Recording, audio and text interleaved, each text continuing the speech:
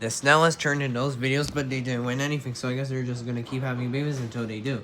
Now he's performing in front of people, so he'll do everything he can to avoid having to act like a fool in front of the whole neighborhood. So far, that has weaseled his way out of every single Snella half birthday party. At dinner, Mom told he has to go to Sniff Snell's half birthday party in June, and I'm pretty sure Dad knows that this time his number is finally up. Thursday, everybody at school has been talking about the big Valentine's dance that's coming up next week.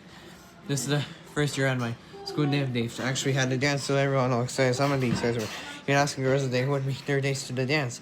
Me and I were both very hellers at the moment, but that's not going to stop us from arriving in style. I figured me and Willie scraped together some of money for the next few days. We got into a limo for the night, but when I called the limo company, the guy who answered the phone called me ma'am, said I pretty much blew any chance I ever getting my business. Since the dance is next week, I realized I was going to need something to wear. I'm kind of a pinch because I already worn most of the clothes I got for Christmas, and I was out of clean stuff to wear. I went through my dirty clothes to see if there was anything I could wear. Second time, shake. I separated my laundry into two piles.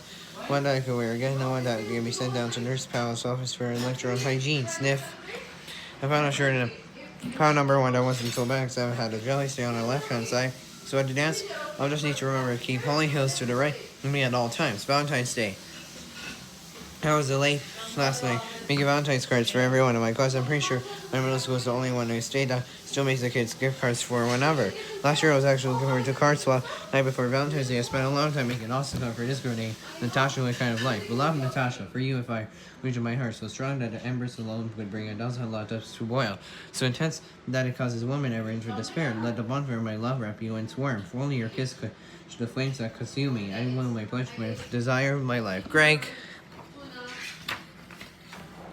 I showed my mom to check for spelling errors, but she saw a road who wasn't age appropriate. She told me marriage to Jessica.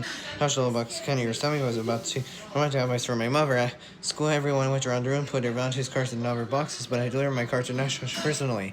I let her read it, and then I waited to see she made for me. Natasha dug around her box and pulled out this cheap store-bought card. Was supposed to be on her friend Chantel, who was out sick that day. The end.